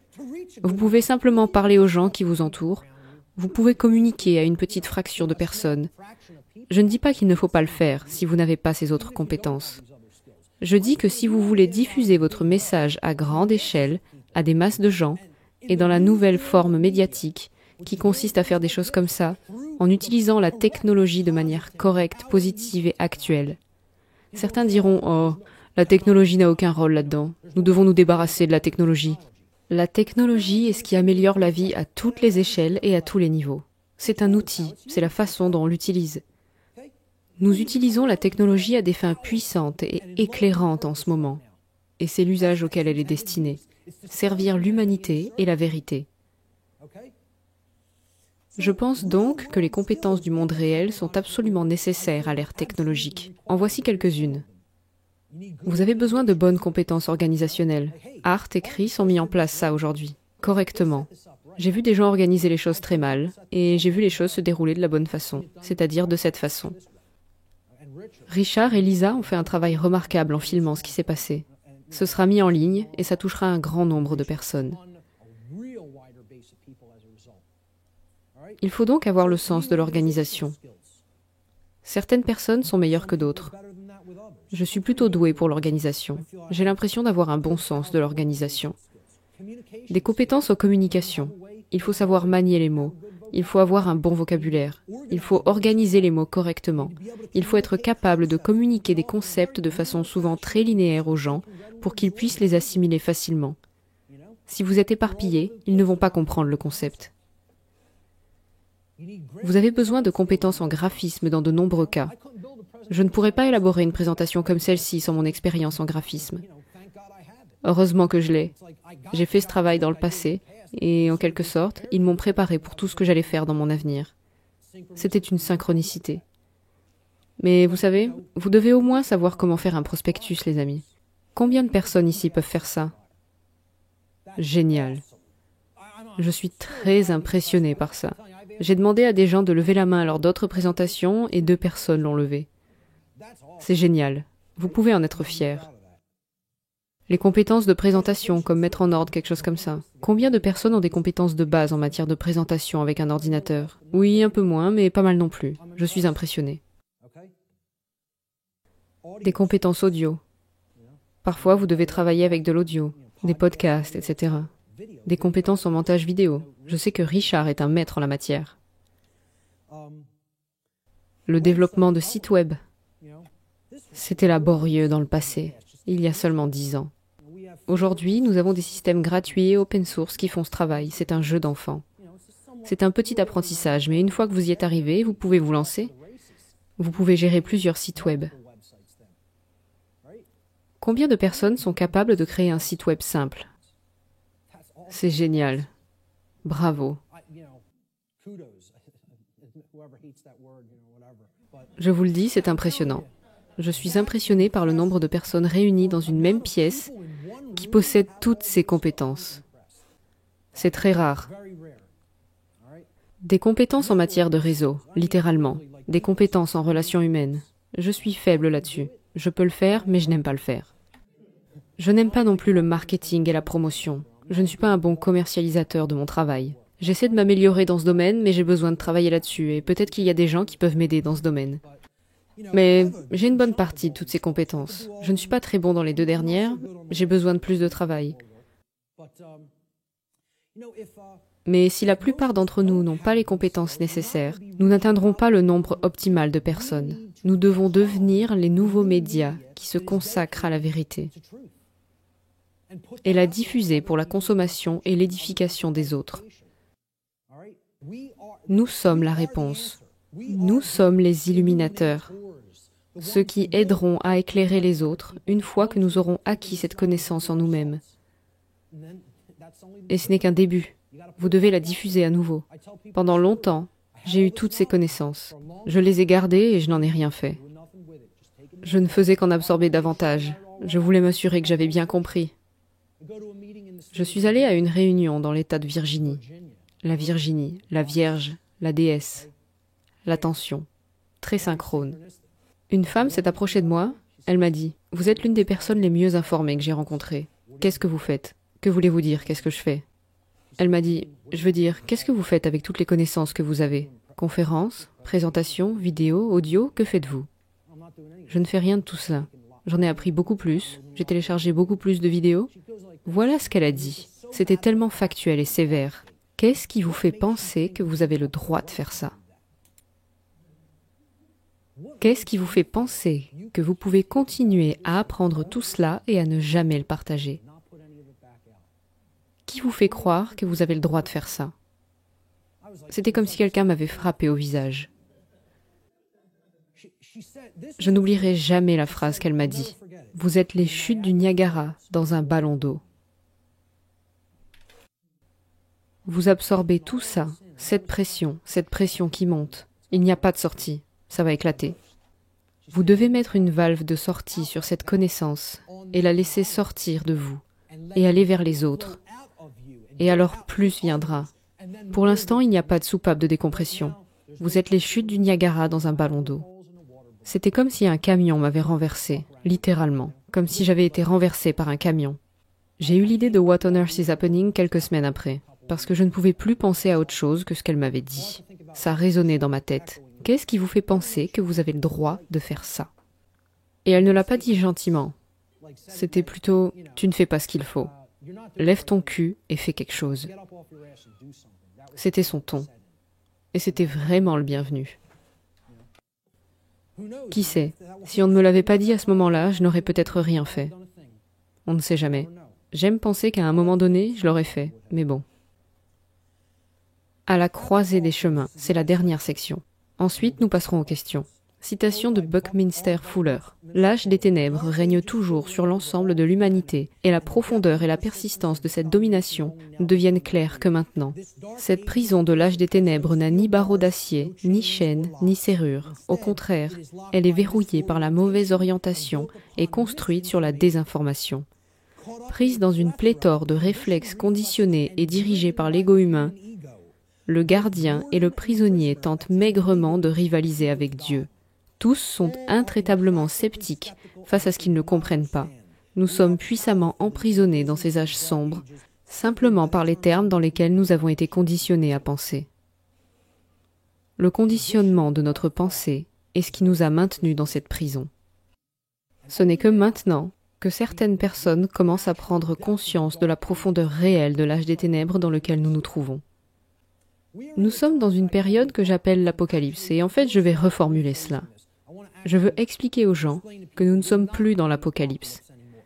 Nous vivons une époque post-apocalyptique. Nous vivons dans l'après-apocalypse. L'Apocalypse a déjà eu lieu. Elle est terminée. Nous vivons dans la période qui suit l'Apocalypse. Et qu'est-ce que je veux dire par là? Eh bien, nous devons nous pencher sur le sens du mot.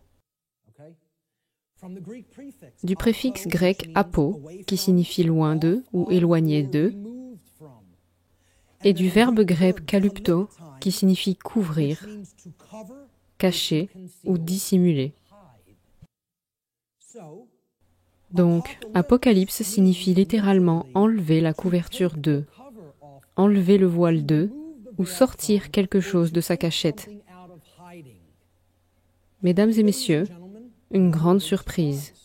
Le voile a déjà été levé. La vérité est déjà là. Elle est sortie. La vérité sur ce qui se passe et ce qui s'est passé ici sur la Terre est disponible. Elle a été désoccultée. Et pas seulement par moi, par beaucoup d'autres chercheurs. Il y a une liste sur mon site web, et j'en ai parlé dans mes podcasts. Tout est là. Littéralement, cela signifie révéler ou sortir de sa cachette. L'Apocalypse est la grande révélation de la vérité aux masses. Ou bien, c'est ce que j'appelle simplement le processus de désoccultation de la vérité. Le fait de la sortir de sa cachette. Ce que l'humanité doit faire, c'est ce que j'appelle les excuses cosmiques. Et j'en viens à ce que ça signifie. Vous voyez ces mots ici? J'ai eu tort. C'est la phrase la plus puissante qui puisse être prononcée par un être humain. La deuxième phrase la plus puissante que je reconnaîtrai est « je t'aime ». Mais celle-ci est encore plus puissante que celle-là. Parce qu'il s'agit d'un changement interne. Pas seulement d'une dynamique ou d'une interaction ou d'une relation avec quelqu'un d'autre. Il s'agit d'une métamorphose intérieure. Quand vous prononcez ces mots, c'est la phrase de tout pouvoir.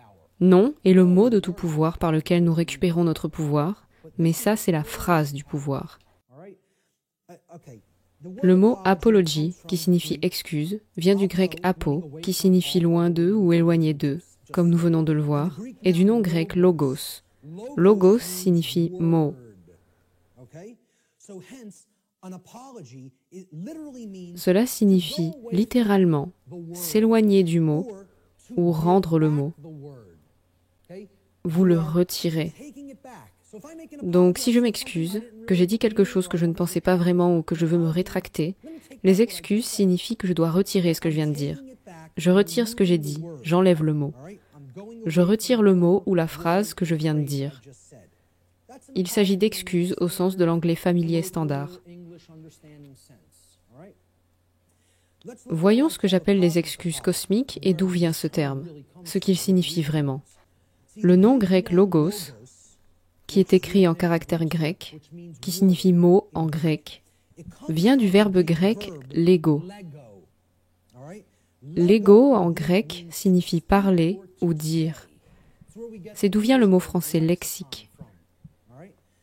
Le mot latin lex, legis, est lié au verbe grec lego, qui signifie dire. Qui a manifesté les lois? Le Créateur l'a fait.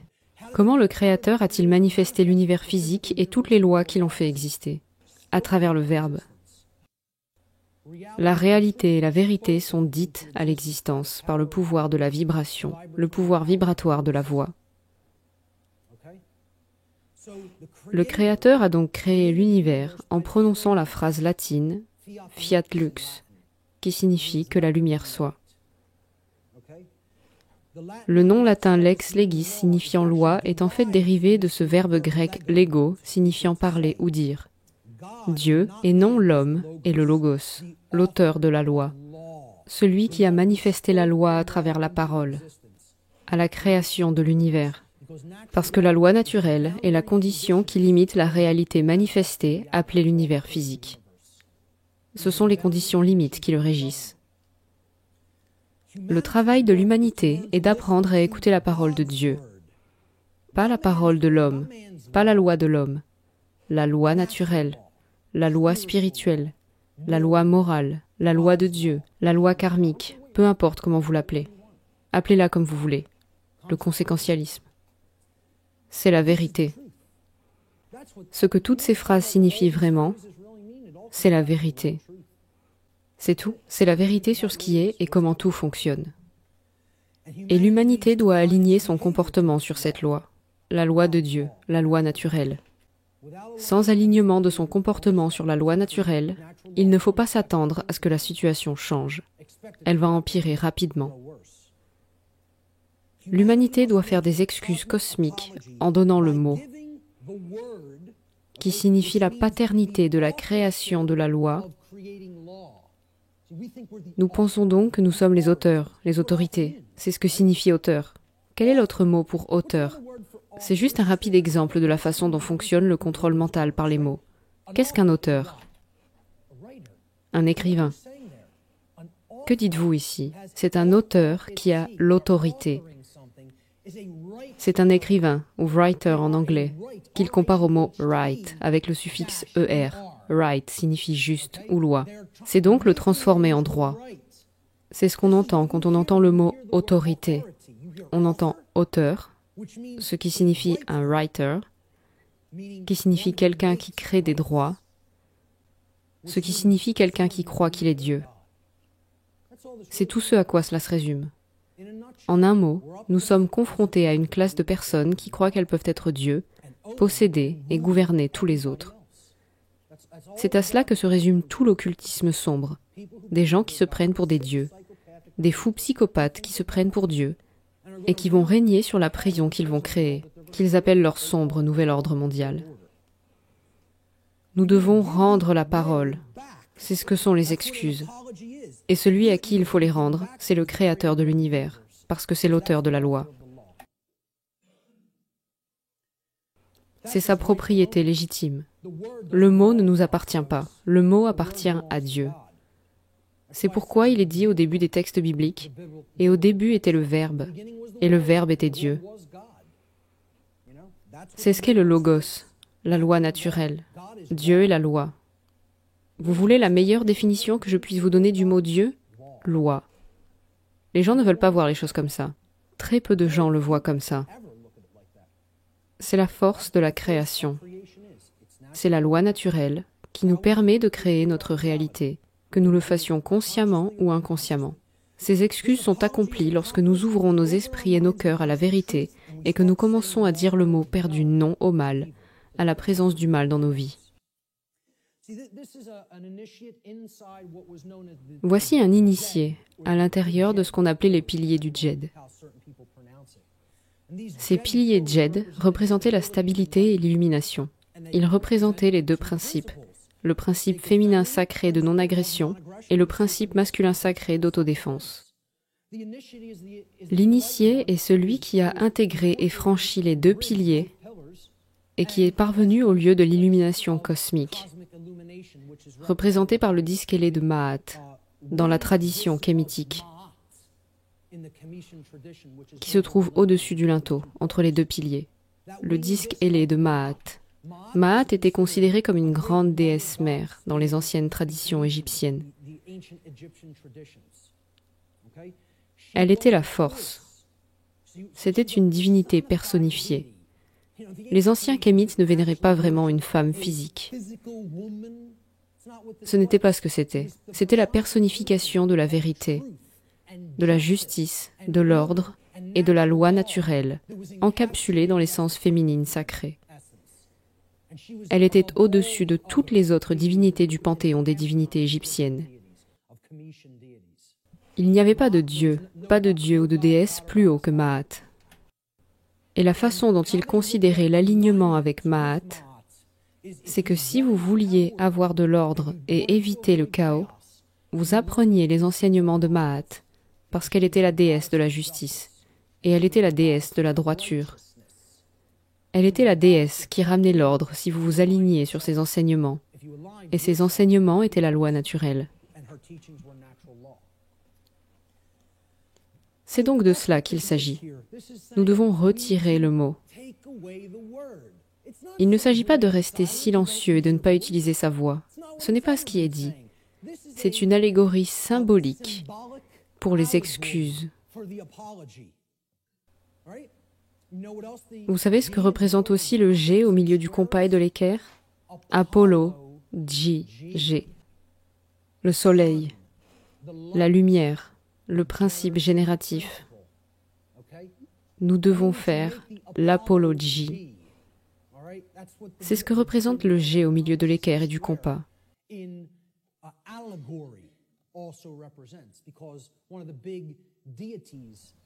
L'une des grandes divinités, des divinités grecques qui sont souvent illustrées dans la tradition maçonnique, est Apollon.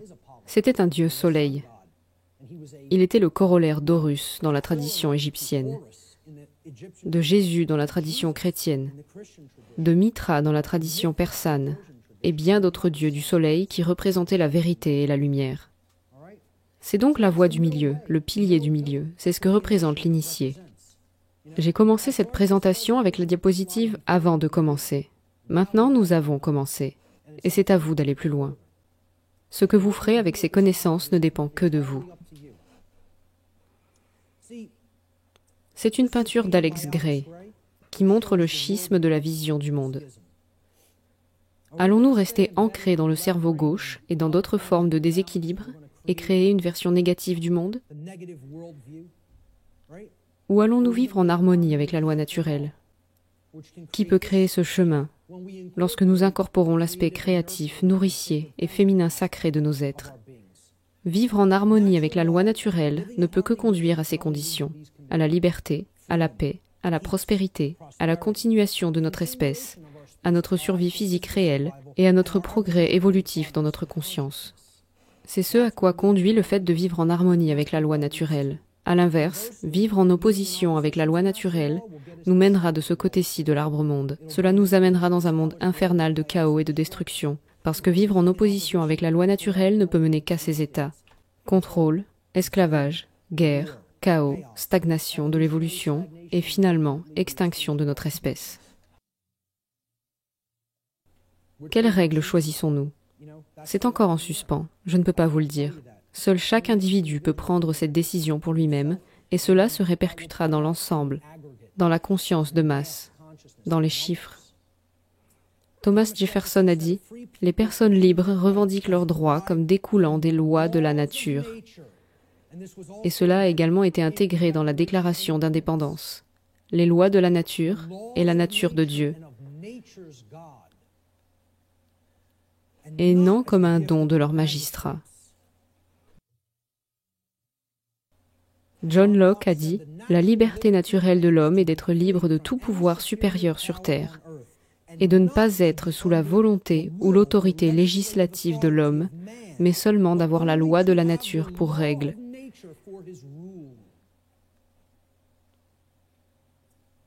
Ancien grand maître de l'ordre des Rose-Croix, de la tradition rosicrucienne, Francis Bacon a dit « La nature, pour être commandée, doit d'abord être obéie. » Si nous voulons que les forces du cosmos soient de notre côté, nous devons apprendre et adhérer aux principes de la loi naturelle. Si nous n'alignons pas notre comportement sur ces principes, la nature ne nous soutiendra pas. Elle se dressera continuellement contre nous et créera elle-même plus de conflits et de souffrances dans nos vies. Et nous ne la commanderons certainement pas. Nous ne commanderons pas ses forces comme celles de l'énergie libre à des fins positives, mais seulement à des fins destructrices. Le psychologue Alfred Adler a dit « Il existe une loi selon laquelle l'homme doit aimer son prochain comme lui-même, et il se réfère bien sûr à la règle d'or. Dans quelques centaines d'années, elle devrait être aussi naturelle pour l'homme que la respiration ou la démarche debout. Mais s'il ne la prend pas, il doit périr. » Et vous savez, j'espère vraiment que cela prendra moins de 100 ans. Mais vu où nous en sommes, je ne suis pas si sûre. Je pense que nous pourrions aller beaucoup plus vite que cela si nous acceptions la clé qui a été montrée ici aujourd'hui. Comme je l'ai déjà dit, elle a le pouvoir de déverrouiller toutes les serrures de toutes les portes, de toutes les cages. C'est ce que comprend la connaissance de la loi naturelle. Lorsque nous choisissons de gravir l'échelle de la conscience par notre choix et nos efforts découlant de notre libre arbitre, ce n'est pas une simple ascension. C'est une ascension difficile. Ce n'est pas très compliqué d'apprendre ces concepts, d'apprendre ces vérités. Il s'agit d'abandonner beaucoup de choses avec lesquelles nous avons déjà été conditionnés et qui ne servent pas à ce que nous sommes. Mais je ne vous dis pas que ce sera facile. Cela implique un travail d'introspection très profond.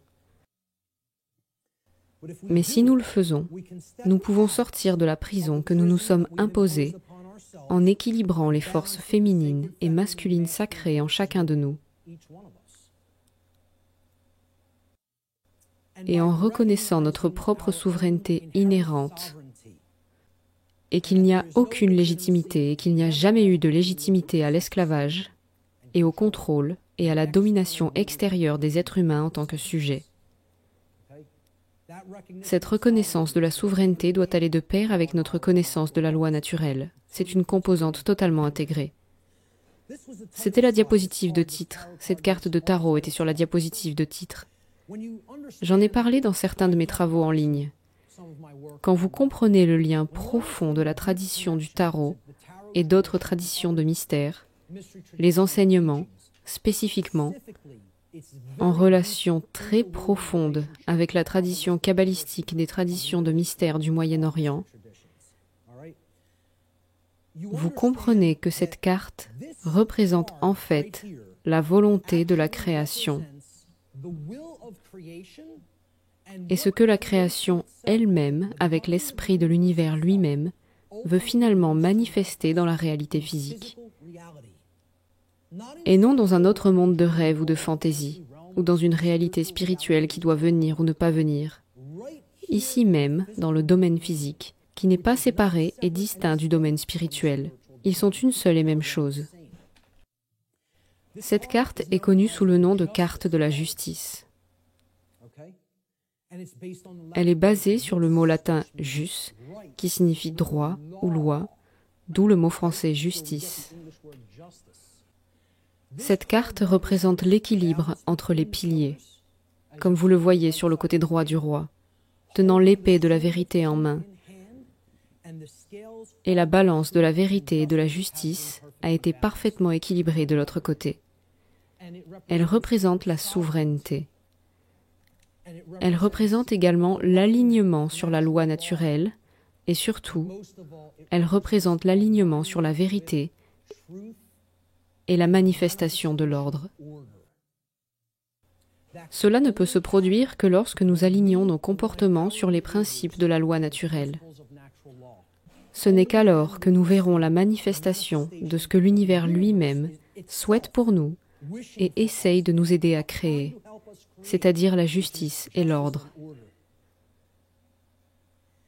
Si nous lâchons les choses qui nous retiennent et brisons nos chaînes mentales d'asservissement, nous pouvons créer un monde basé sur la liberté réelle. C'est possible. Je ne vous dis pas que ça ne sera pas un travail ardu ou un voyage difficile, mais c'est possible. Si nous choisissons de le faire, nous allons voir des progrès et des choses qui vont être créées. Le monde va être si radicalement différent si nous suivons cette voie du milieu vers la vérité, l'ordre et la justice, par la compréhension de la loi naturelle. Et si nous l'appliquons et la vivons dans nos vies, les changements que nous allons vivre vont être si positifs et si transformateurs que nous pouvons à peine imaginer ce que sera le monde de l'autre côté de ce travail, de l'autre côté de cette transformation. Cela sera-t-il fait? Peut-être. Peut-être pas. La réponse viendra de ce que vous verrez dans le reflet de cette chose-là. C'est ce qui déterminera la réponse. Rien d'autre. Cela dépend de chaque individu. Mesdames et messieurs, je vous remercie de votre attention aujourd'hui.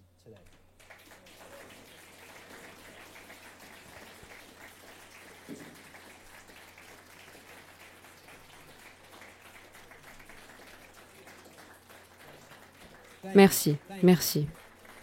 Je vous remercie. Enfin, lex rex signifie simplement que la loi est reine. La loi est reine. Lex rex, c'est ma dernière diapositive. Je vous remercie. Merci beaucoup à vous tous d'être venus et d'être restés jusqu'au bout. Je vous remercie. Je suis très impressionnée par ce que vous avez fait aujourd'hui. Vous savez, cela demande un effort de volonté et d'attention. Alors vous savez, merci. Merci beaucoup.